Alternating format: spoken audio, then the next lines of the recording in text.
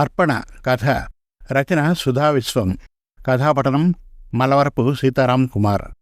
పూర్వం అయ్యప్ప దీక్షితుడు అనే ఒక మహాత్ముడు ఉండేవారు. ఆయన నిరంతరం భగవంతుని స్మరణతోనే ఉండేవారు. మనసును పూర్తిగా భగవంతునికి అర్పణ చేస్తే జన్మ తరిస్తుంది.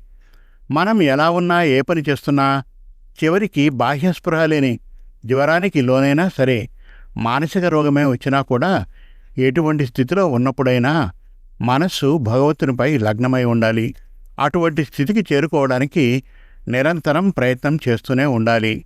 ఆ స్థితిని సాధించినప్పుడు జీవితపు చివరి క్షణంలో ఆ స్వామినే తలుస్తూ శరీరాన్ని విడిచిపెట్టి ముక్తిని పొందగలుగుతారు అని శిష్యులకు బోధిస్తూ ఉండేవారు ఆయన. శిష్యులకు బోధిస్తున్నా కానీ తను ఎంతవరకు సాధించాను అని ఆలోచన వచ్చింది ఆయనకు. ఒకసారి ఆయన తనలో ఎంతవరకు ఈ మానసిక అర్పణ భక్తి ఉందో పరీక్షించుకోవాలి అనుకున్నారు. అందుకని తన శిష్యుల్ని దగ్గరగా రమ్మని, శిష్యులారా, ఈ మందు తింటే మనిషికి పిచ్చి వస్తుంది. ఒక గంటసేపు ఉంటుంది ఆ పిచ్చి తీవ్రత. ఈ మందు నేను తిని ఆ గదిలోకి వెళ్తాను. మీరు తలుపు మూసివేయండి. అక్కడే కిటికీ వద్ద కూర్చుని నేను ఏం చేస్తున్నానో చూడండి. నా మాటలు వినండి. ఏడుస్తూ తలుపు తీయమంటే తీయవద్దు. ఆ పిచ్చిలో నేను ఏమి మాట్లాడతానో జాగ్రత్తగా విని అది అంతా రాయండి. ఏం మాట్లాడినా సరే ఎటువంటి మొహమాటం పడకుండా రాయండి. ఆ తర్వాత నేను మామూలు స్థితికి వచ్చిన తర్వాత మీరు రాసింది నాకు చూపించండి. ఆ తీవ్రమైన పిచ్చిలో కూడా నాలో భగవన్నామస్మరణ వస్తుందో లేదో చూస్తాను. ఒక గంట తర్వాత ఈ మరో మందు తినిపించండి. మళ్ళీ మామూలు స్థితికి వస్తాను అని చెప్పారు.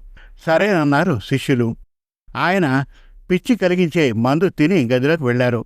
వెంటనే ఆయన శిష్యులు తలుపు వేసి కిటికీ వద్ద రెడీగా కూర్చున్నారు ఆయన పలికింది రాయడానికి. అప్పుడు దీక్షితుల వారు ఆ పిచ్చిలో పరమేశ్వరుని పైన గొప్ప అద్భుతమైన స్తోత్రం చేశారు. గంట తర్వాత ఇంకో మందు తీసుకుని మామూలు స్థితికి వచ్చారు. అంతటి మహనీయులు ఆయన.